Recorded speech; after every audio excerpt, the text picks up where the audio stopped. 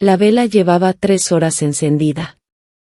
Hafsa Sultán, la valide sultán, madre del hombre más poderoso sobre la tierra, estaba sentada sola en sus aposentos privados, con los ojos clavados en la carta que sostenía entre las manos. La había leído 4 veces. Y cada vez que la relía, sus dedos apretaban más fuerte el papel, como si pudiera aplastar las palabras hasta hacerlas desaparecer. La carta no era de un enemigo. Era de su hijo.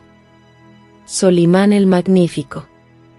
Gobernante de un imperio que se extendía desde las puertas de Viena hasta las orillas del Mar Rojo. Señor de señores. Sombra de Dios sobre la tierra. Le escribía para decirle a su madre, la mujer que había dirigido el harén otomano durante décadas, que había sobrevivido conspiraciones de palacio y ahogado ambiciones con sus propias manos, que ella ya no tenía la última palabra. Todo por culpa de una esclava. No cualquier esclava. Hurrem. La mujer que Hafsa Sultán había visto entrar al palacio como propiedad. La mujer a quien había despreciado, menospreciado, intentado neutralizar 2 veces, y fallado en ambas. La mujer que, en el transcurso de apenas 5 años, había logrado algo que ninguna concubina había conseguido en más de un siglo. Había hecho que el sultán la amara. Y el amor, dentro de los muros del palacio otomano, no era un sentimiento privado. Era un terremoto político. Al final de este relato, vas a entender exactamente qué fue lo que Hafsa Sultán vio en Hurrem que la hizo perder el control. No fue el amor. No fue la belleza. Fue la inteligencia. La inteligencia fría, precisa, devastadora de una mujer que entendía el poder mejor que quienes habían nacido dentro de él, y que usó ese entendimiento para desmantelar un sistema diseñado para destruirla. Quédate. Porque esta historia llega a un lugar que no vas a esperar. Para entender lo que estaba ocurriendo en el harén durante la década de 1520, solo necesitas saber una cosa. El harén no era caos. Era arquitectura. Cada relación, cada jerarquía, cada silencio, todo estaba calculado. La valide sultán ocupaba la cima. Debajo de ella, las aseki, las favoritas, las odaliscas, cada mujer conociendo su lugar, cada lugar reforzando el siguiente. El sistema tenía un único propósito, producir herederos para la dinastía, contener a las mujeres que los engendraban, y asegurarse de que ninguna acumulara suficiente poder como para amenazar a la madre del sultán. Ese sistema era la obra de toda una vida de Hafsa Sultán. Y Hurrem estaba a punto de incendiarlo. El año era 1521. El palacio de Topkapı. Estambul. La regla era simple, antigua y absoluta: una concubina que diera al sultán un hijo debía abandonar el palacio con ese hijo. Lo criaba en una ciudad provincial. Construía sus alianzas políticas allí. Esperaba. Y cuando su hijo llegara a ser sultán, si llegaba a serlo, regresaba como valide sultán. Un hijo. Una madre. Un único movimiento en el tablero. Eso era el sistema Cafés. La jaula. No era una metáfora, era literal. Mujeres y príncipes separados, aislados, enviados a un exilio dorado para que ninguna concubina pudiera acumular influencia dentro de la propia capital. Hurrem rompió esa regla en el momento en que quedó embarazada de su segundo hijo. No se fue. Nadie se lo había pedido todavía. La violación fue silenciosa, una sola desviación de un precedente que Hafsa Sultán notó de inmediato, y que, estratégicamente, decidió abordar más tarde. Fue un error. Porque con Hurrem nunca había un más tarde. Cada día que ella permanecía en el palacio era un día más en que sus raíces crecían más profundas. Para 1523, Hurrem le había dado a Solimán 4 hijos y no había mostrado el menor interés en irse a ningún rincón del imperio a criarlos. Aquello no tenía precedente. Las mujeres que la habían precedido, Gulbahar, la madre del primogénito de Solimán, el Şehzade Mustafa, habían seguido las reglas. Entendían que las reglas no eran crueldad. Eran protección. La obediencia compraba seguridad. La rebeldía compraba tumbas. Hürrem no parecía entender eso. Oh, y esto era lo que mantenía despierta a Hafsa Sultán, lo entendía perfectamente, y sencillamente, no tenía miedo. La llamaban Gulbahar. Significa rosa de primavera. Había sido la favorita antes de que Hürrem llegara. Le había dado a Solimán a su hijo mayor, el príncipe Mustafa. Había seguido cada protocolo. Había amado a su hijo. Había esperado su turno. Rondaba la treintena en aquel entonces, serena, experimentada, completamente segura de que las reglas que habían protegido a las madres otomanas durante 100 años también la protegerían a ella. Pasaría el resto de su vida esperando un regreso que jamás llegaría. No porque hubiera hecho algo mal, sino porque Hürrem lo hizo todo bien. En los aposentos de Gulbahar todavía flotaba el aroma del agua de rosas. Pero el sonido de los pasos de su hijo se alejaba cada vez más. La carta que nunca enviaría permanecía doblada sobre su regazo, intacta. Hafsa Sultán sabía que había que actuar. En 1526, hizo su movimiento. Y salió mal de una manera que nadie, ni siquiera Hürrem, podía haber anticipado. Los historiadores lo llaman un altercado en el harén. Un lenguaje muy cuidadoso para algo mucho más oscuro. Lo que ocurrió, reconstruido a partir de los informes del embajador veneciano y los registros de la corte otomana, fue esto: una confrontación física estalló entre Hürrem y Mahidevran, el nombre con el que Gulbahar aparece en los registros de aquel periodo. Casi con certeza, fue orquestada. Hürrem salió con la ropa desgarrada y arañazos en la piel, y fue directamente con Solimán. No llorando. Fue a explicar. Con una calma precisa, le expuso qué había ocurrido, quién lo había hecho y qué significaba eso sobre el orden dentro del harén.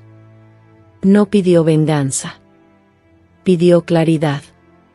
Quería que Solimán entendiera que la jerarquía existente estaba siendo usada en su contra. Que ella no tenía protección. Que el sistema en el que él confiaba la tenía como objetivo. El sonido de una bofetada resonando en una sala de azulejos.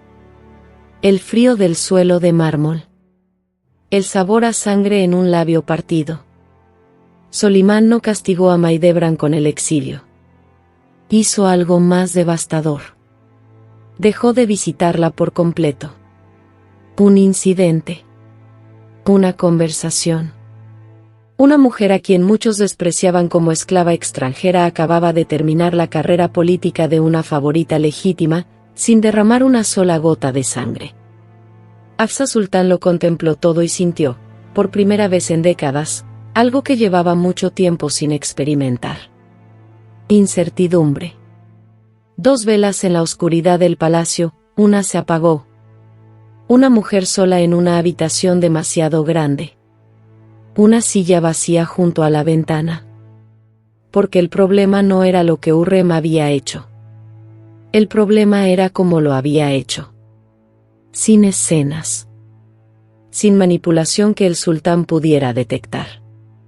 Simplemente había dicho la verdad, perfectamente enmarcada, entregada en el momento exacto, al hombre exacto. Había usado las propias herramientas de Hafsa Sultán. Y las había usado mejor. Hafsa Sultán había sobrevivido 30 años de política palaciega entendiendo una cosa: toda mujer tenía una debilidad. Pasó 3 años buscando la de Hürrem. Nunca la encontró. Porque la debilidad de Hürrem era idéntica a su fortaleza, ya había decidido cómo iba a terminar todo esto. Eran cartas de amor. Cientos de ellas. Poemas, en realidad. Solimán le escribía a Hürrem en verso, usando el seudónimo Muibi, el cariñoso. Historiadores del arte y especialistas en el mundo otomano los han analizado durante siglos. La ternura es real. La añoranza es real. Y esas cartas demuestran algo que Hafsa Sultán comprendió en lo más profundo de sus entrañas. Hurrem había colonizado la vida interior del sultán. No estaba simplemente en su cama. Estaba en su pensamiento. En su poesía. En el lenguaje privado que él usaba cuando dejaba de ser sultán y era solo un hombre. Ninguna concubina había logrado eso. El sistema no estaba diseñado para permitirlo. Las concubinas eran seleccionadas por su belleza y entrenadas para actuar. No se suponía que tuvieran mentes que el sultán encontrara interesantes. No se suponía que respondieran las cartas. Hurrem respondía. Sus cartas, muchas de las cuales han sobrevivido hasta nuestros días, no son poemas de amor. Son informes. Actualizaciones. Inteligencia política. Le escribía sobre lo que escuchaba, lo que observaba, quién le decía que a quién. Se posicionaba no como amada, sino como consejera. Como confidente con ojos y oídos dentro del palacio mientras él estaba de campaña. Se hizo indispensable. Y cuando te vuelves indispensable para el hombre más poderoso del mundo, ya no eres una concubina. Eres una socia. En la corte otomana de aquellos años había un hombre llamado Matrak Nasu, historiador, matemático, miniaturista. Documentó la campaña de Bagdad de 1534 con un detalle visual extraordinario. Era también uno de los pocos personajes del palacio que interactuaba con ambos mundos, el del sultán y el del harén. Sus registros revelan algo significativo. Para principios de la década de 1530, las peticiones que antes llegaban directamente a la valide sultán estaban siendo redirigidas. No a Solimán. A Hurrem. Ella recibía enviados. Procesaba solicitudes. Dispensaba favores. Una esclava convertida en visir informal, operando sin título, sin precedente, sin permiso. Los registros de Nasu no opinan. Simplemente anotan los hechos. Pero los hechos hablan a gritos.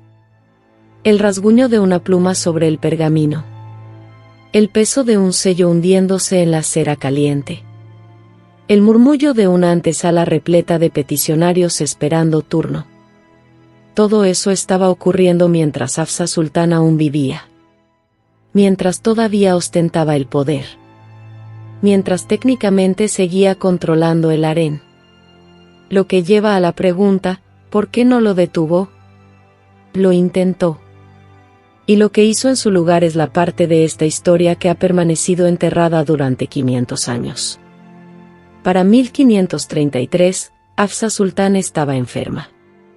Las fuentes no nos dicen exactamente de qué. La medicina de corte otomana de aquel periodo no preservó ese nivel de detalle para las mujeres, ni siquiera para las valides sultanes. Lo que sí nos dicen es que seguía intentando gestionar la situación. Ese año realizó lo que sería su último movimiento político contra Hurrem. Organizó la presentación de una nueva concubina a Solimán. Hermosa. Joven. Seleccionada con cuidado. La lógica era simple, antigua y eficaz: redirigir la atención del sultán, romper el monopolio de Hurrem, restaurar la rotación normal que impedía que una sola mujer acumulara demasiado. Solimán aceptó el obsequio. Pasó una noche con la nueva concubina. Y luego volvió con Hurrem. Una cortina que cae. Una mujer que se aleja por un corredor. Una puerta que se cierra sin hacer ruido. El gesto fracasó por completo. Pero hizo algo que Hafsa Sultán no había previsto. Puso a Hurrem contra la pared. Tenía que responder, no emocionalmente, sino de manera estructural. Si las concubinas podían seguir siendo introducidas para debilitar su posición, ella necesitaba una posición que las concubinas no pudieran quebrar. Necesitaba una posición legal. Y lo que ocurrió a continuación cambiaría el derecho sucesorio otomano durante 100 años. No sabemos su nombre. Los registros otomanos no lo consignan.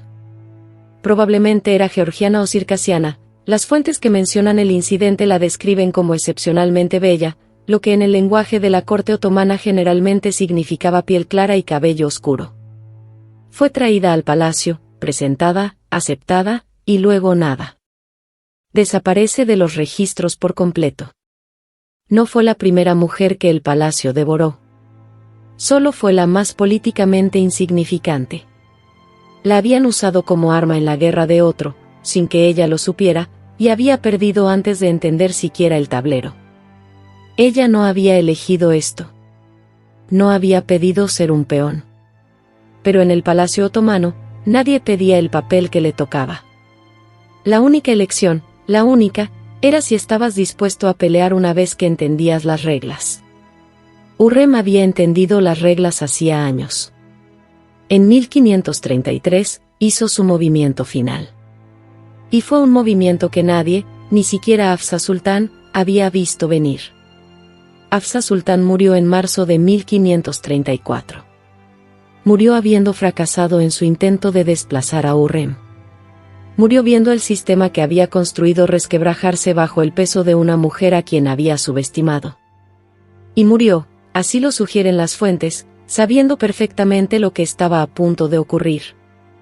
Porque los preparativos ya habían comenzado. Pocos meses después de la muerte de Hafsa Sultán, Solimán hizo algo que ningún sultán otomano había hecho desde el reinado de Orán en el siglo XIV. Se casó con su concubina. No de manera simbólica. No en una ceremonia privada sin testigos. Legalmente. Públicamente. Con un muftí presente, con el nikah recitado, con documentos redactados, firmados y registrados.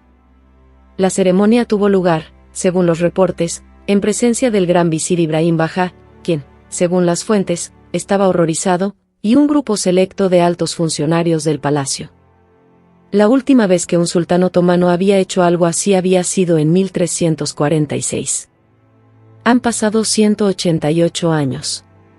Hurrem era ahora Hurrem Sultán. No una concubina. No una aseki. Una esposa. La única esposa legal del sultán.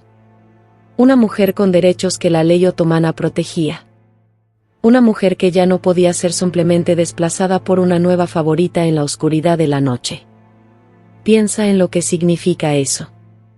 Hafsa Sultán había pasado años intentando usar las propias reglas del harén contra Hurrem. Las reglas que decían que las concubinas rotaban. Las reglas que decían que las favoritas podían ser reemplazadas. Las reglas que decían que ninguna mujer podía volverse permanente. Hurrem había salido de esas reglas por completo. No había combatido el sistema. Había cambiado sus cimientos legales. Ibrahim Bajá había sido el amigo más cercano de Solimán desde la infancia. Su confidente. Su cogobernante en todo salvo en el nombre. Y para 1534 contemplaba como el mundo que había construido, un mundo en el que él era quien más cerca estaba del sultán, en el que su acceso era incomparable, comenzaba a desmoronarse. Hurrem no simpatizaba con Ibrahim Bajá. El sentimiento era mutuo. Lo que está documentado, en los despachos diplomáticos venecianos, en los registros de la corte otomana, en los testimonios de embajadores extranjeros que observaban el palacio como jugadores de ajedrez estudiando un tablero, es esto: tras el matrimonio, la posición de Ibrahim comenzó a erosionarse. No de inmediato. No de manera dramática. Pero de forma constante e inexorable. Hurrem le escribía a Solimán sobre Ibrahim: no conservamos todas las cartas. Pero tenemos las suficientes para saber que lo vigilaba y reportaba lo que veía. En 1536, Ibrahim Bajá fue estrangulado en el palacio por orden de Solimán. La noche anterior había cenado con el sultán. El sonido de un cerrojo deslizándose. El olor de una comida que se enfría. El silencio particular de una mañana en palacio después de que algo irreversible ha ocurrido. El acta de matrimonio fue el documento que quebró la historia. Porque una vez que Hurrem era una esposa, todo lo que había hecho quedaba retroactivamente legitimado. Y todo lo que sus enemigos habían hecho para intentar detenerla se convertía, legalmente, en persecución a la esposa del sultán. Había estado construyendo esto durante 15 años. La paciencia. Las cartas. Los hijos. El posicionamiento cauteloso. La lealtad que nunca flaqueó, incluso cuando habría sido más fácil fingir debilidad. Todo había estado al servicio de un solo documento. Y aquí está lo que la historia no suele enseñar. Esto no era solo amor. Solimán la amaba, eso es real, está documentado, es innegable. Pero Hürrem entendía algo que Hafsa Sultán nunca llegó a comprender del todo. El amor no es poder. El amor es palanca. Y la palanca, en las manos correctas, en el momento correcto, es suficiente para reescribir las reglas de un imperio. Retrocedamos. No a 1534. No al documento del matrimonio. Al principio. Al momento en que Hafsa Sultán miró a Hürrem por primera vez y sintió algo más complicado que el desprecio. Los historiadores nos ofrecen un instante. Un único caso documentado en que la reacción de Hafsa Sultán ante Hürrem fue algo distinto al desdén. Fue una carta. No las cartas de amor. Una carta política, una petición que Hürrem había redactado en nombre de un grupo de sirvientes del palacio que habían sido maltratados por un funcionario de rango intermedio. La petición era precisa. Citaba incidentes específicos. Nombraba testigos específicos. Proponía un remedio específico y una vía de escalada clara si ese remedio no era aplicado. Estaba escrita en elegante turco otomano. Por una mujer que había entrado al palacio sin saber una sola palabra en ese idioma. Eso fue lo que Hafsa Sultán vio. No la belleza, el harén estaba lleno de mujeres hermosas. No el encanto era un resultado del entrenamiento, predecible y manejable. Ni siquiera el afecto del sultán, había visto ir y venir a muchas favoritas y había sabido gestionarlas a todas. Vio capacidad. La capacidad de aprender un idioma hasta dominarlo políticamente en 2 años. La capacidad de traducir esa maestría lingüística en precisión jurídica. La capacidad de comprender que el poder dentro del palacio otomano era, en última instancia, poder sobre el papel, el documento correcto, en el momento correcto, en el idioma correcto, y de dedicar cada hora disponible a perfeccionar ese instrumento. Hafsa Sultán había pasado 30 años construyendo un sistema para manejar a mujeres que no sabían cómo funcionaba. Hürrem lo había descifrado en 2. Y se estaba volviendo más rápida. El peso de un documento entre las manos. El olor de la tinta fresca. El silencio absoluto en una habitación donde alguien acaba de comprender algo terrible. Ese fue el momento. Eso fue lo que Hafsa Sultán vio que la hizo perder el control. No la carta de amor. No los hijos. No las maniobras políticas. La petición. Un documento que ninguna concubina debería haber sabido redactar. Presentado por los canales correctos. Dirigido a la autoridad correcta. Citando los precedentes correctos. La muchacha no estaba luchando contra el sistema. Ya lo había aprendido. Y la petición era apenas el comienzo. Porque lo que Hürrem hizo con ese conocimiento, lo que construyó con él, a quien protegió, a quien destruyó, reconfiguró el Imperio Otomano durante los siguientes 100 años. Las consecuencias son visibles todavía en los registros históricos. Y son más oscuras de lo que imaginas. Hürrem Sultán vivió otros 24 años después de la muerte de Hafsa Sultán. Y los aprovechó todos. Construyó el complejo Haseki Sultán en Estambul, una mezquita, una escuela, un hospital, un refugio para mujeres. Encargado al arquitecto imperial Mimar Sinan. Uno de los fundamentos caritativos más grandes de la historia otomana, construido por una mujer cuyo derecho legal a encargar cualquier cosa había sido inexistente 30 años atrás. Ese complejo sigue en pie hoy. Mantuvo correspondencia con gobernantes extranjeros, Segismundo II de Polonia, el Shah de Persia. Cartas firmadas con su nombre. Comunicación diplomática de una mujer. Algo para lo que la corte otomana no tenía protocolo, porque nadie había imaginado que algún día lo necesitaría. Y vio crecer a sus hijos hasta convertirse en príncipes. Y luego los vio destruirse entre sí. Tenía 38 años cuando fue ejecutado. Shah Mustafa, el hijo mayor de Solimán, el de Gulbahar. Estrangulado por el verdugo imperial en la tienda de campaña de su padre, por orden de Solimán. La participación de Hürrem en la muerte de Mustafa es una de las preguntas más debatidas de la historiografía otomana. El embajador veneciano Bernardo Navajero escribió sin rodeos que ella había trabajado durante años para socavar a Mustafa. Las fuentes otomanas son más cautelosas.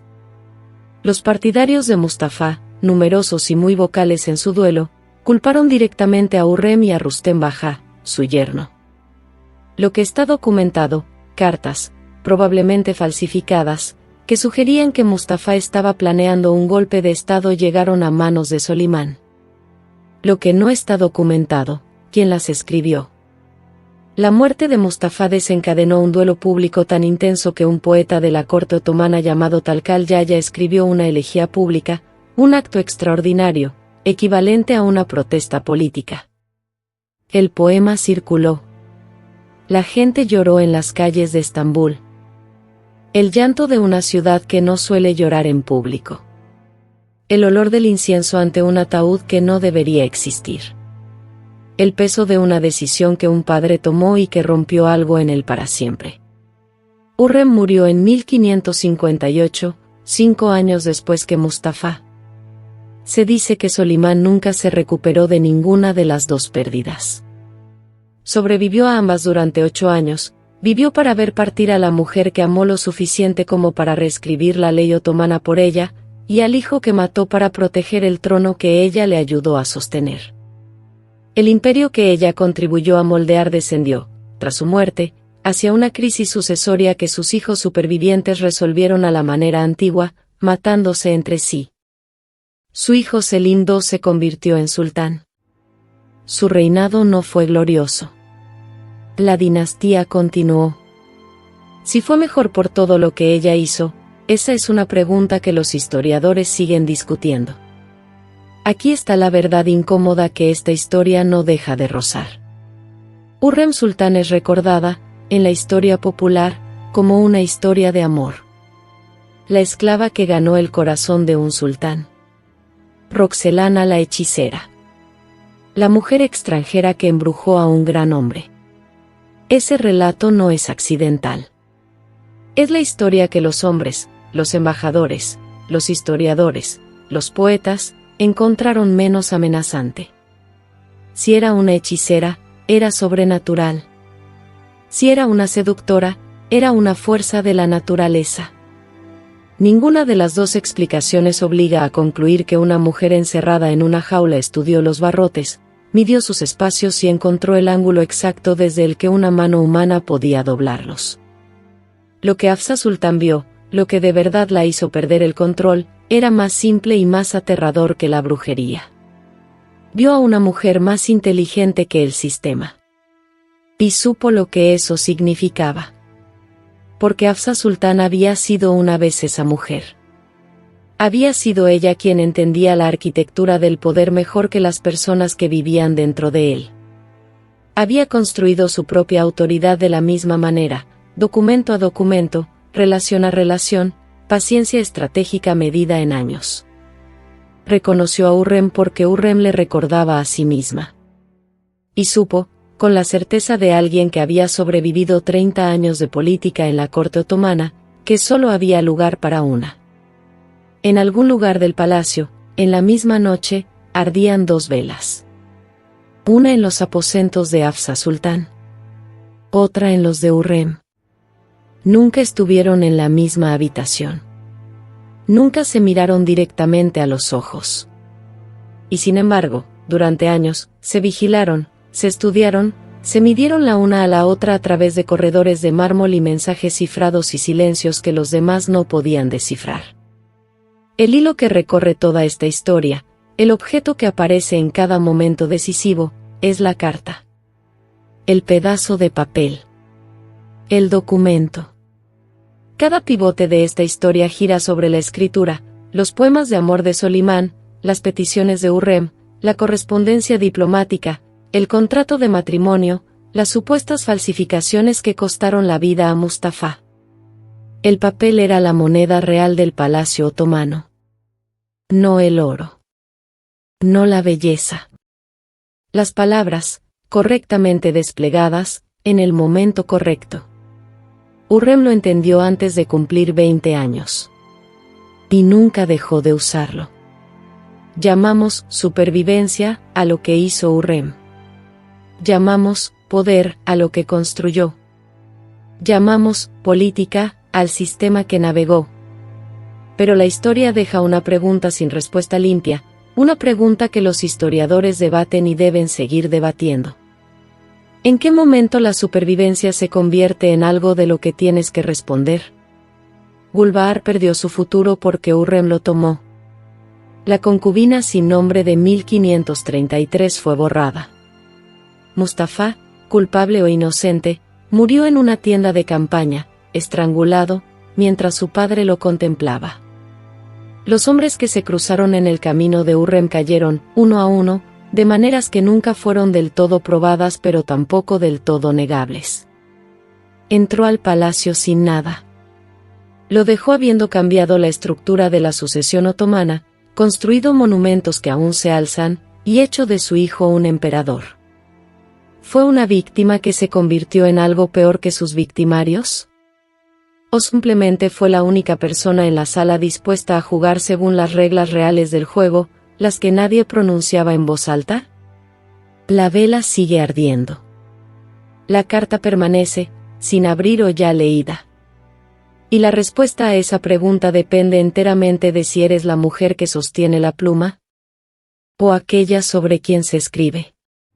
Si esta historia te sacudió, si te encontraste preguntándote de qué lado estabas y cambiaste de respuesta 3 veces, eso es el palacio otomano trabajando en ti, del mismo modo que trabajó en todos quienes vivieron dentro de sus muros. Déjame tu respuesta en los comentarios. ¿Hurrem fue una sobreviviente, una villana, o algo para lo que el lenguaje no tiene una palabra precisa? Suscríbete si quieres seguir dentro de este mundo. El próximo capítulo es más oscuro. Siempre lo es.